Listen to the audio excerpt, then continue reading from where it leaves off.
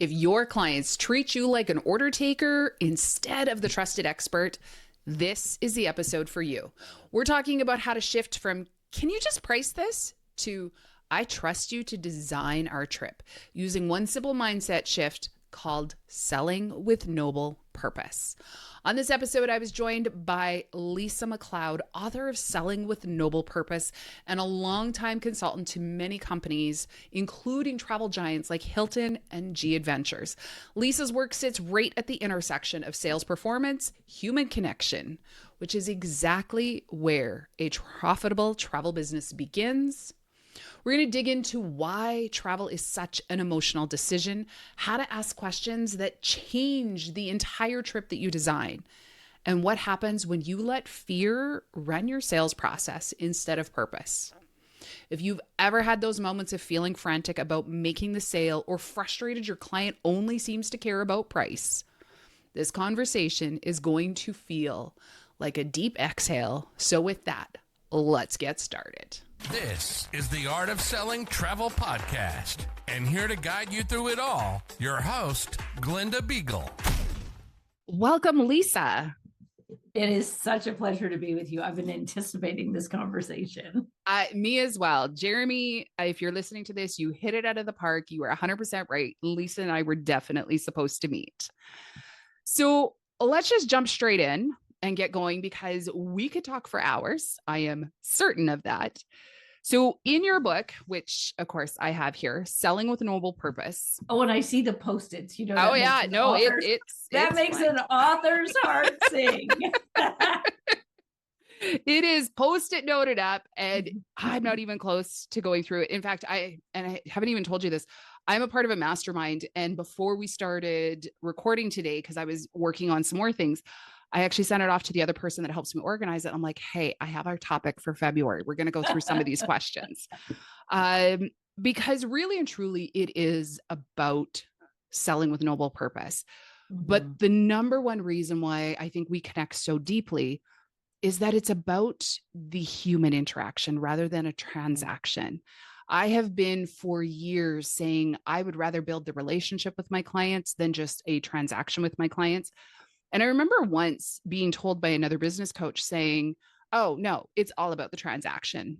And I just thought, no, I built my entire career when I was a travel advisor on building the relationship, because to me, it was so important that they got the right trip, not just the cheapest, not just the one that they came in for. In fact, when people came to me and said, hey, this is what I want, rarely is that actually what we ended up booking, because I went through the consultation. I wanted to make sure if they are going to spend thousands of dollars, that it's spent the right way. Right. Well, and I think a lot of people, when they talk about the transaction, some people are just purely transactional and it's just about the money and all that. But the reality is most people are complex and we've got a myriad of motivations. And so when people say, oh, no, I care about the transaction, I care about the transaction, often what they mean is that's the result. That's the thing that I can look to and measure. But anybody with any sense knows you don't get there without some sort of feeling. I mean, travel is an emotional decision. At its core, it's emotional. It's not like, oh, I need a widget, plug it in here, And so to think that you would be in this business and not be connecting with and addressing the emotional aspect of it, I mean, you might as well just start a website and just sell on price alone, which has been done. It has been done, and it's been done by some very big names. Right. And if you are going to compete on price, you are in a race to the bottom. You're in that game, and you train people how to work with you, and in almost every consumer product, we have the race to the bottom, the buy it fast, buy it quick, buy it cheap. And there's a place for that. There is absolutely a place for that. And then we also have a middle tier where I'm going to have some interactions. And then we have a top tier where it's going to be very bespoke. And sometimes, because oftentimes with travel, the customer may have bought the bottom tier where they got the cheapest plane ticket they could possibly get to go visit Aunt Vera, and they don't even know the other exist.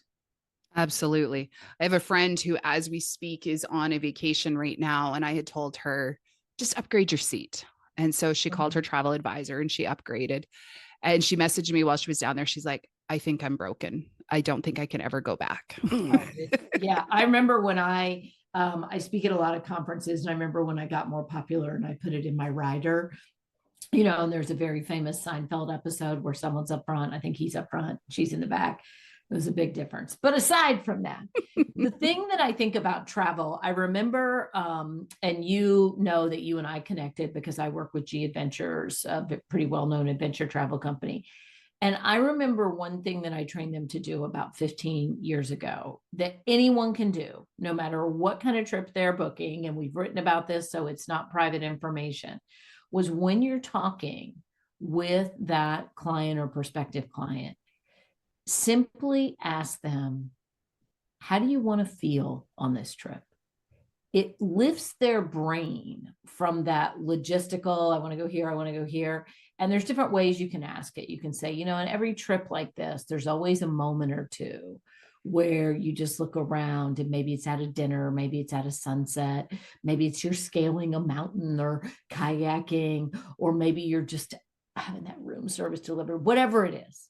There's always a moment that you pause and go, this is what I had in mind. And usually what's beneath it is a feeling.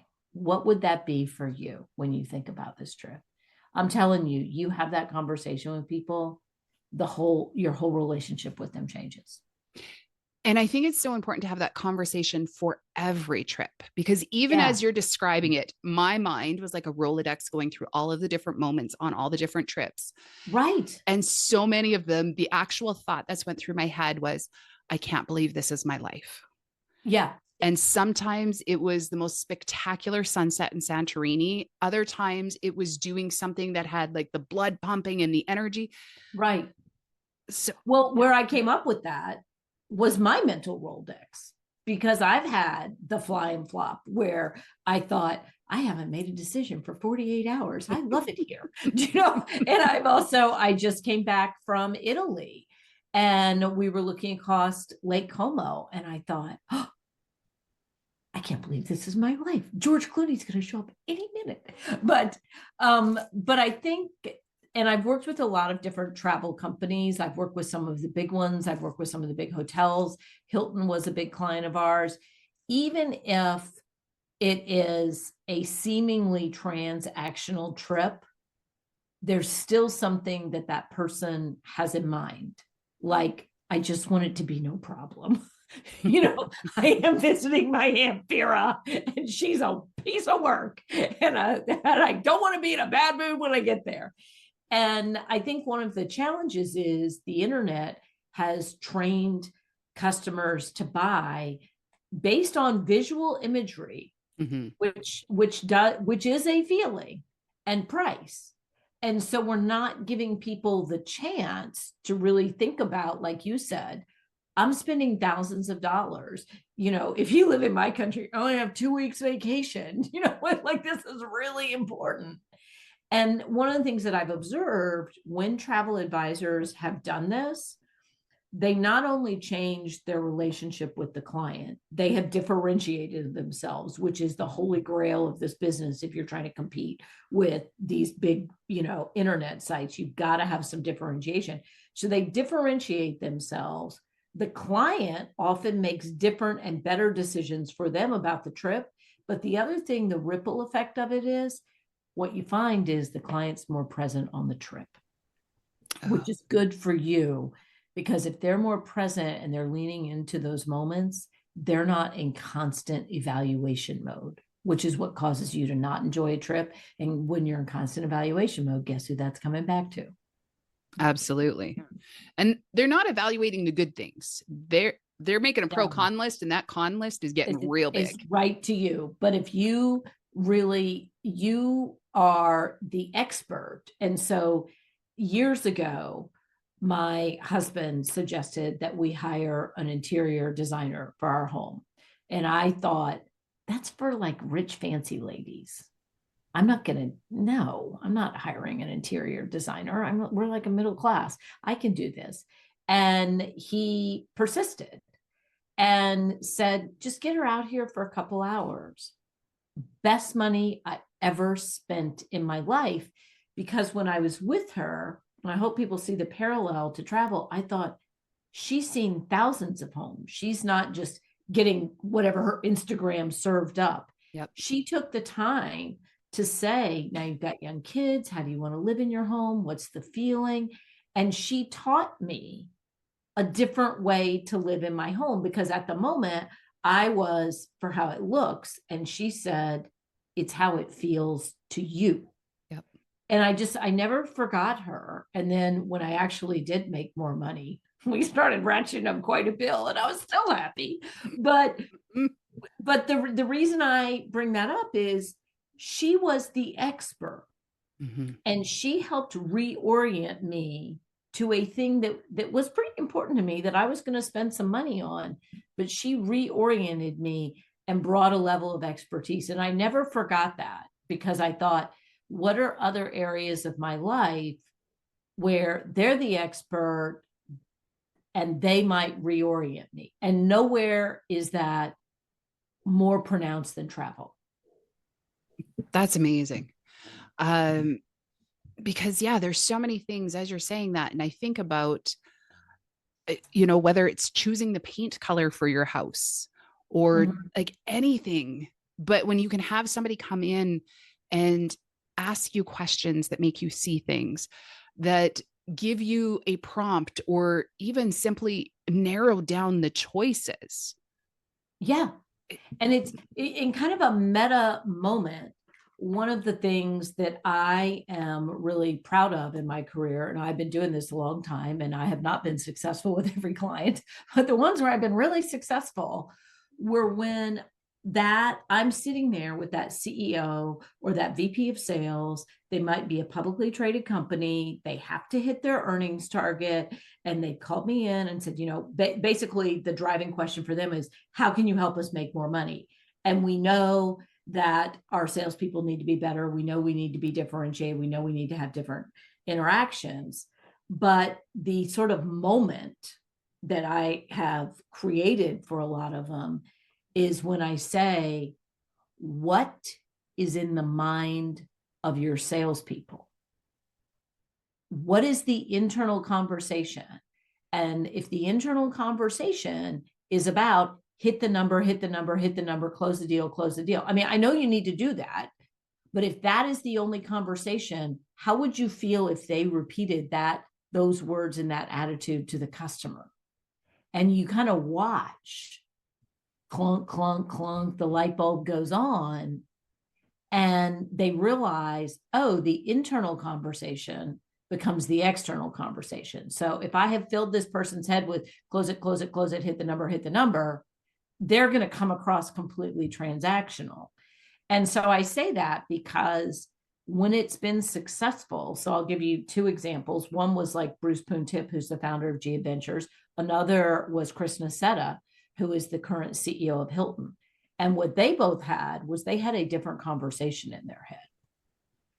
Chris Nassetta wanted to evoke Conrad Hilton's, we fill the earth with the light and warmth of hospitality.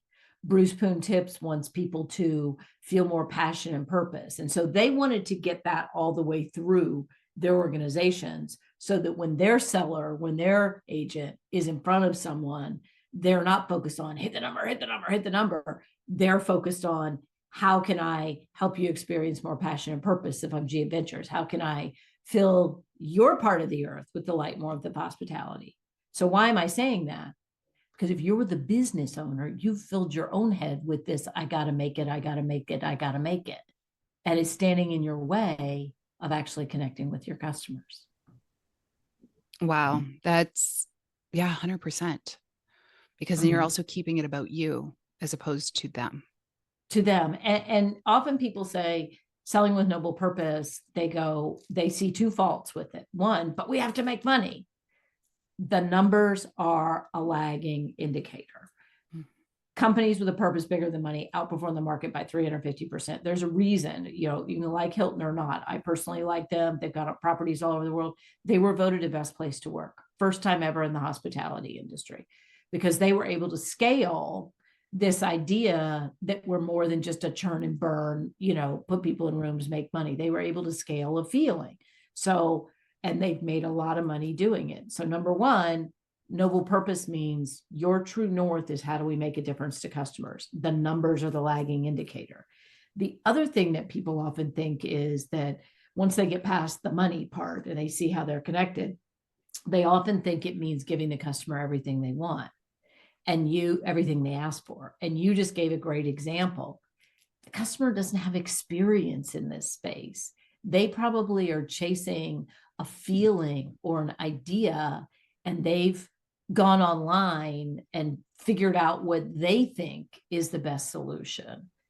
And you might know better, but until you get to that core thing that they maybe couldn't have articulated, you're not going to be able to plan the best experience for them. Exactly. Because what they see as a snippet or a snapshot or something of that nature, there's not a reality to it. In fact, a friend of mine just messaged me earlier this week to ask, and I love this. There is a travel agency not too far from us that is all about the cheapest deal. And my friend's message was, have you heard of them? Are they legit? And I was like, yeah, I've never worked with them, but they appear legit. And the host company that they're with is definitely legit. And she's like, okay. I said, why? What are you looking at? So she starts telling me, and I started asking her questions. And of course, my brain just instantly flipped in the consultation because I was like, well, what about this? What about this? What about this? And one of the things was the fact that they were traveling with 3 kids between 2 couples under the age of, I think, 4. And so it was a 7-hour flight plus probably a 90 minute to 2 hour transfer. So one of my questions was, are you planning to leave the resort? And she said, no. And to me, that isn't necessarily a property I would choose to send somebody to if they're not planning to leave because of the flight time, because of the transfer time. And that transfer time's all on top of how long does it take to get through immigration, customs immigration? How long does it take to get your luggage? You're easily from start to finish a 12 to 14 hour day with 3 children under the age of 4, all because it's quote unquote a cheap deal. I promise you at the end of that, without proper preparation, without making sure you have the right snacks, without making sure you have this, that, the other, there is no amount of money that's still going to make that a cheap deal. The burden you have just put on yourself without knowing it. And I'm just going to say this. If you're a married couple, the mood you arrive in together at each other is that's going to take 3 days to get over that. Right. And it is, but you bring up a good point, because the thing is, people are frustrated when customers go for the cheapest thing. They're very frustrated. And when customers go and with legitimate reason. So when a customer goes for the cheapest thing, what they are saying is, I don't see a difference, or I don't see a difference that I want to pay for. Yep. And in some ways, the internet's made it easier because people have been exposed to more things. They know more things. That's great. In some ways, it's made it harder because check. And if we go back to, a lot of times people don't realize the thing that's most precious on vacation is my time. And that's, my husband and I had this opportunity. We had a week at any one of these properties, and there was a property in Fiji, and I'm an American, and Fiji's pretty far, but it looked amazing. But the property in Mexico looked equal. And I ended up deciding to go to Mexico, even though Fiji looked more exotic, because I realized I'm giving up 3 days of this trip just to get there and back. Yep. And at this particular moment, it wasn't worth it. Like I had this 1 week, and this is when we're going to go. And the only reason I share that is most people don't get there. And that's a simple one. That's it. Like, your question, are you planning on leaving the property? If the answer is no, let's go down that path. And what do I really want for the trip? And if the answer is no, I'm not leaving the property. Sorry, G Adventures, but I don't want an adventure. Right. I just want to make no decisions for 72 hours and have people wait on me and not have to do anything. And I think the thing that I see so many agents struggle with is the customer has come to you predisposed in a certain way, and you feel like you have to react. But it's like me coming to that decorator. All right, my husband called you. He spent a couple $100. We're going to have this interaction. And she, through her kindness and patience and leaning into me, reoriented me in a very different way.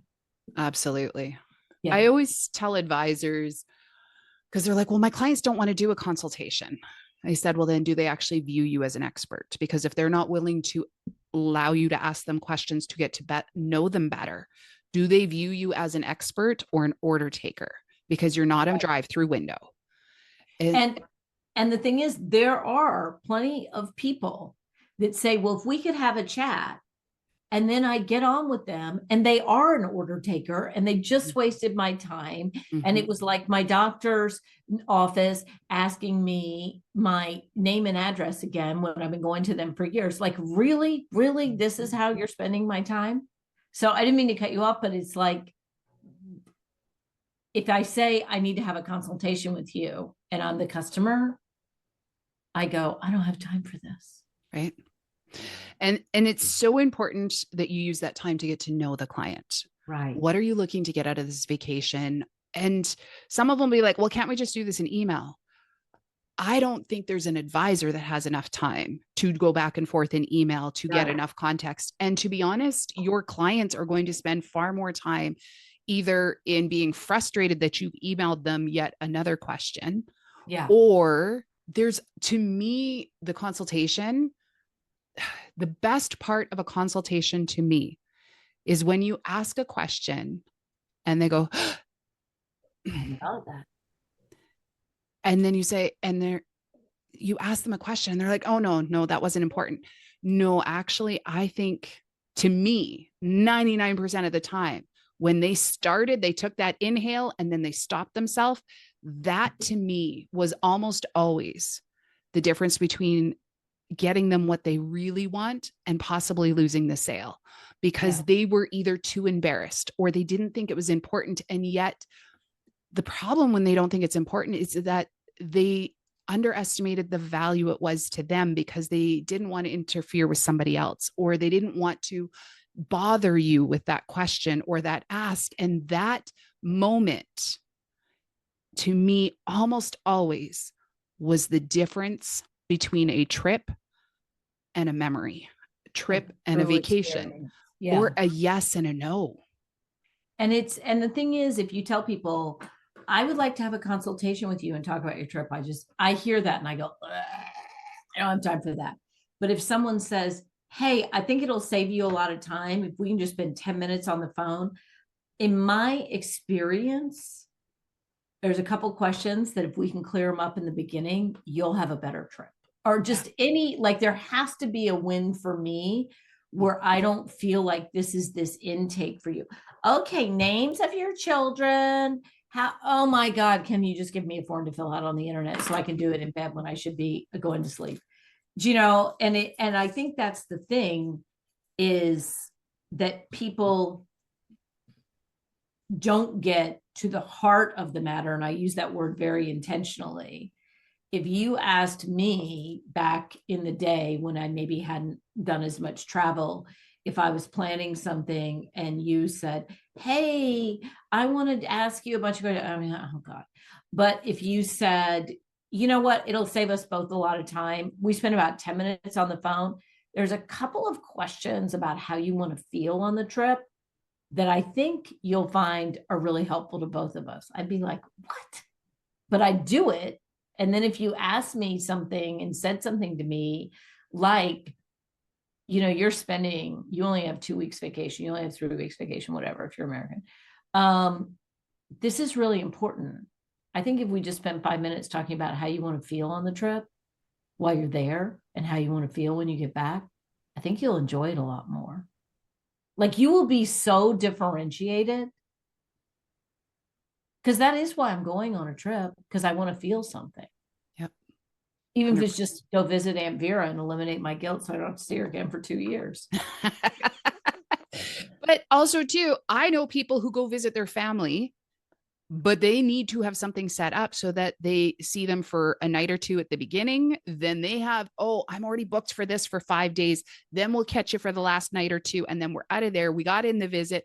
We got to do something fun and exciting and other such, but our obligations are done too. Right. Right. Yeah. And it's just, I feel for advisors, I work with other types of organizations where people are really struggling to differentiate because the internet has created such a transactional environment in the customer's mind. But the thing about travel is it's not a widget. Mm-mm. And while people may not be valuing the agent in terms of the experience, we know they value experiences or they wouldn't be going on a trip. And it's just a matter of getting them to apply that lens to the interaction with you. Because we know they value experiences. Yep. That's why they're going on a trip.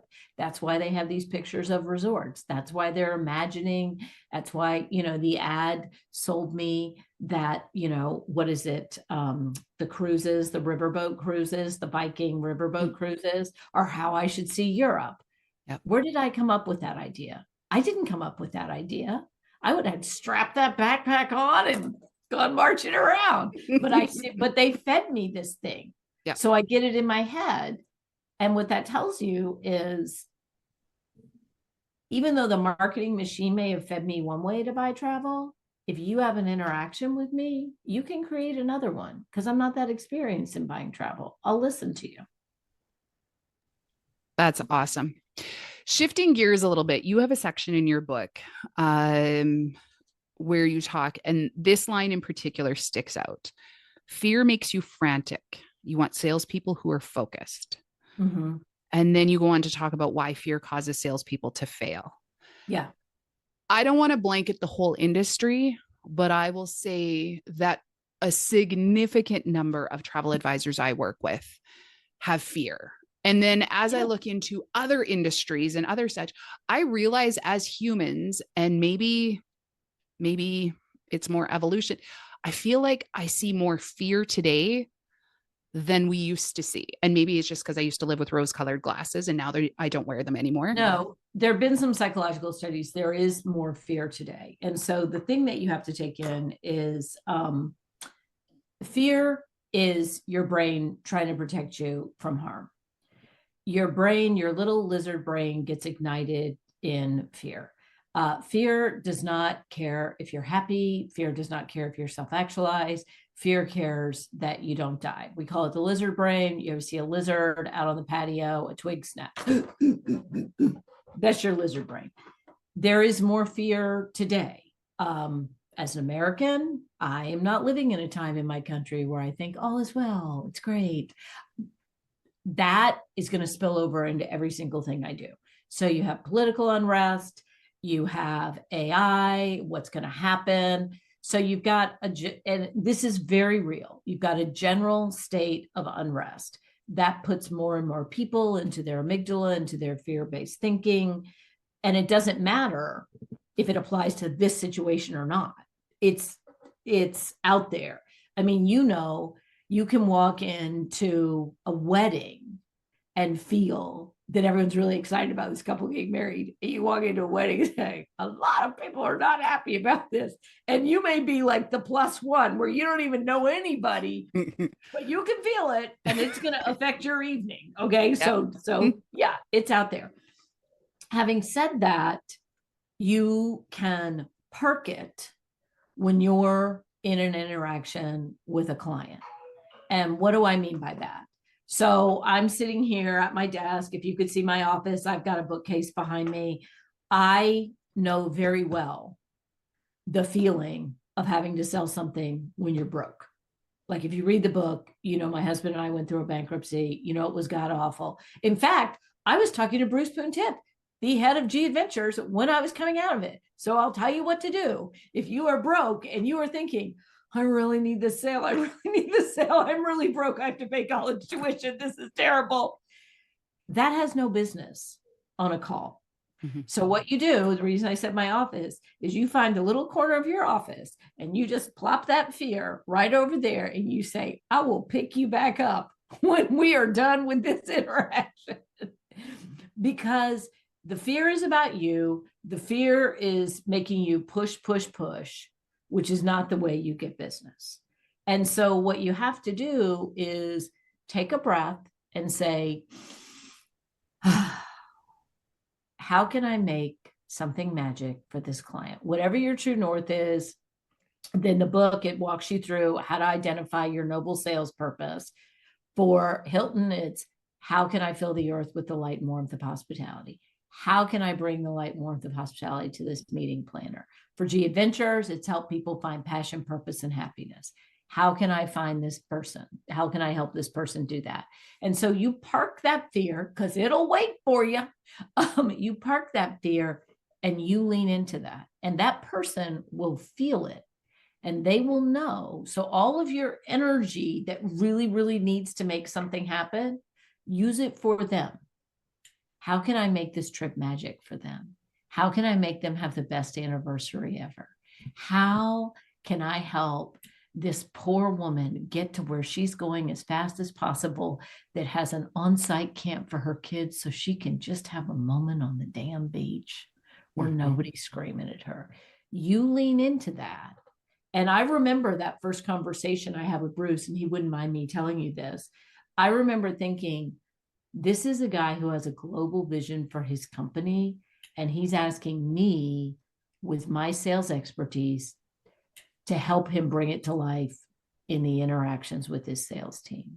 And this conversation needs to be about that, not about how broke I am. And then I have 2 weeks to come up with the 5 figures to pay college tuition for my daughter. And I just remember that. And so when you are afraid, you can use it to direct your activities. So if you are feeling fear and you've got that frantic energy, don't bring it into your customer interaction. Use it to send out 27,000 emails at night.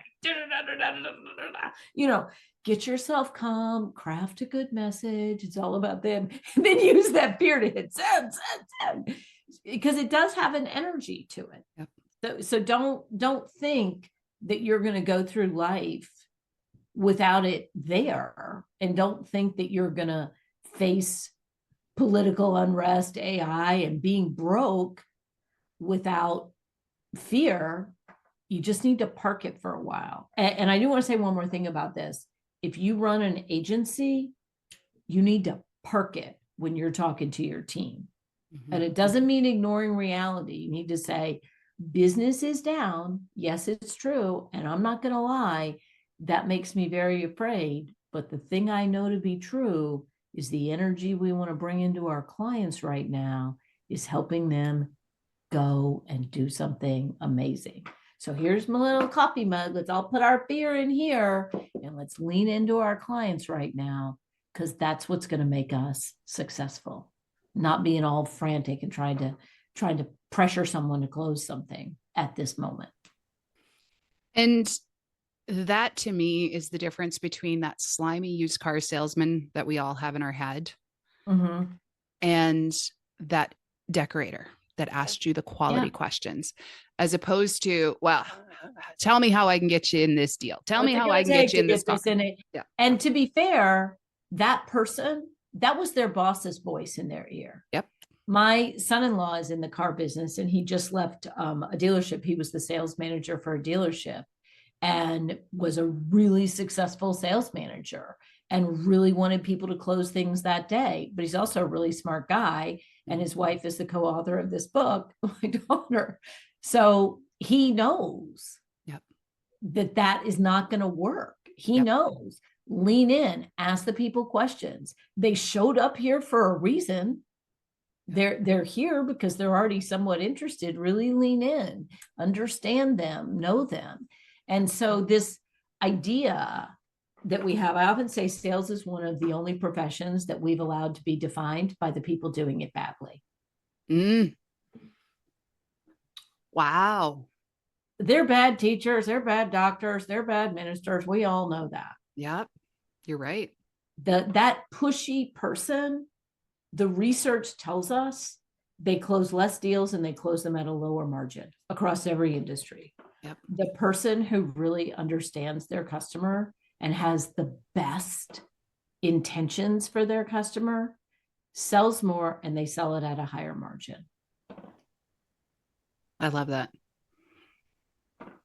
Because you've made it about the client and what's right for them.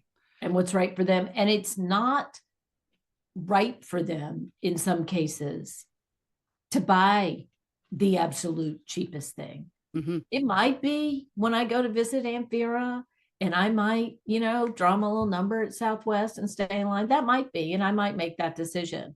But when I'm on vacation with my partner, with my kids, by myself, that's the most important one. Like, me getting the cheapest thing is not in my best and highest use. And me working with the cheapest advisor, the one that's cut their fees, is also not in my best and highest use. Mm-hmm. I want to work with the advisor who sees a vision for me on this trip, who is excited for me, who at some point during his or her week pauses and goes, Lisa's at Lake Como right now. I hope she's having an awesome time. Like, that is the advisor that I want, that has this vision for how me and whoever I'm going with is going to experience this. Yeah. Yeah, absolutely. There's so many things that we could get into in terms of pricing and things of that nature and whatnot. But that, I think, would have to be a whole other episode. There is a book, people. I'm not very good at this, but there is a book. And there's a couple of travel examples in the book. Yeah, absolutely. I really do love with this fear, because you said when you work from the fear, when they're fear-based, they feel frantic, only think short-term, and are likely to be product rich. The ones that are grounded in themselves, stay focused, are long-term strategists, and they fix mistakes and are customer oriented. Mm-hmm. I know for myself, when I lead into that frantic, when I was selling travel, I knew the moment that frantic energy was taking over, and I was like, I just got to get it done. Oh, you can feel it in your body. You can feel it, but I can guarantee you almost every mistake, every typo, every ticket that had to be reissued because I made a mistake came in those moments. Yeah. Because when you're in fear, what I'm afraid of is the thing that I think might happen. Mm-hmm. When I'm in purpose, I'm more present. Mm-hmm. Mm-hmm. And when go ahead. I was just going to say, and when you're more present, there's a calmness. You notice. And the thing is, if I'm sitting here in fear and I'm afraid that you won't book this trip with me, what I'm really afraid of is the implications for me that are going to happen in the future. So that part of my brain, and here's the great thing about the lizard brain, it moves fast. I mean, it really moves fast. Like, my lizard brain can go from, oh, we didn't get that sale. Oh, we didn't get this one. Oh, we're going to be broke. We're not going to make our number this year. We're never making our number again. I'm going to be homeless. I'm going to have to move into my dad's basement. Oh shit, my dad's dead. I'm on the street. I'm under a bridge. That's it. And, like, your lizard brain can take you from, I might not book this, she might go with someone else, to, like, literally you are under a bridge with a sign that says, we'll book travel for food. Like, you're right there with your lizard brain. Yep. because it's stupid. It sits at the base of your brain. It's the dumbest part of your brain. It knows death, destruction, like it can't discern things. Yep. But when you think about, and you can literally, before you're on a conversation with someone, take a breath. And even in the time it takes the little Zoom window to open, you can say, I just envision Glenda having an amazing time. I envision the smile on her face and the light in her eyes. And that's my vision for her. You will literally light up the frontal lobes of your brain. You will be fully present. You will be smarter. Like the brain scans will be, you will be smarter. You will pay more attention. You will catch more. And so whatever is going on in your life, if you're going to have a 15-minute call with somebody, get all your crap over there in the back corner and like put a bow on it and get your brain in that spot. It's transcendent. That's how you that's the start of how you differentiate. I love that. I will fully admit in my role today as a coach, I struggle with that from time to time because I'm a coach, I struggle right? with that. Because what I sell now isn't an airplane ticket. It is what's inside of my head. And so it's really easy. But then there's these moments that I think of and I'm like, but I know I can help them pass this. And oh my goodness, when they get this figured out, they're going to soar and they are going to have so much clarity and they're going to be able to do this and they're going to be able to do that.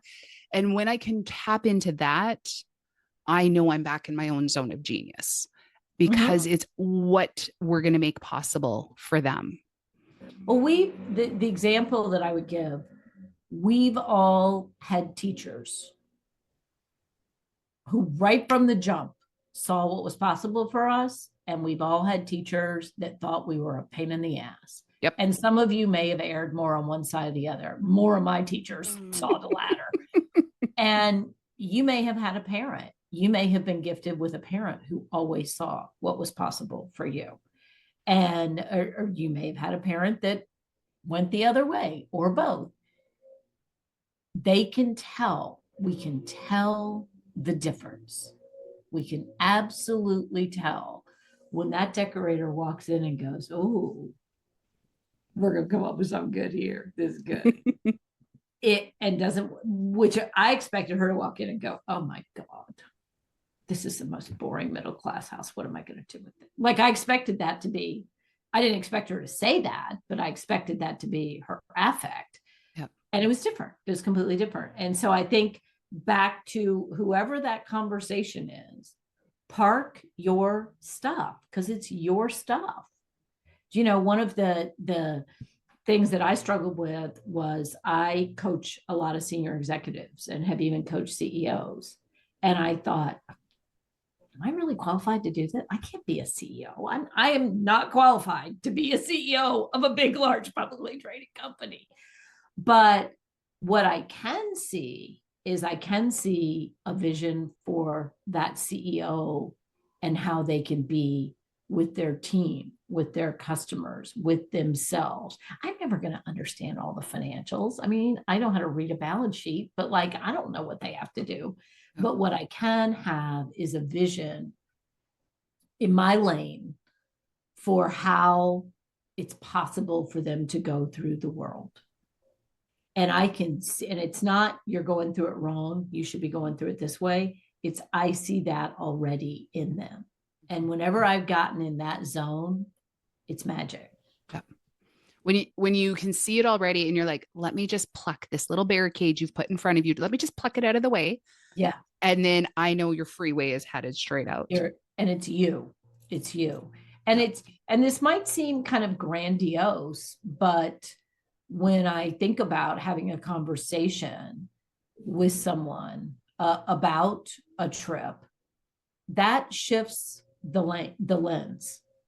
You know, when I first met G Adventures, I had not done that much international travel. I had kids. I was coming off of a time of being broke. We had lost this family business, blah, blah, blah. Read it all in the book. But it changed my lens on my own experiences for travel. And it wasn't just, I want to go have an adventure and be with local people, which is their model. I also became really clear on the times when I want to do the fly and flop.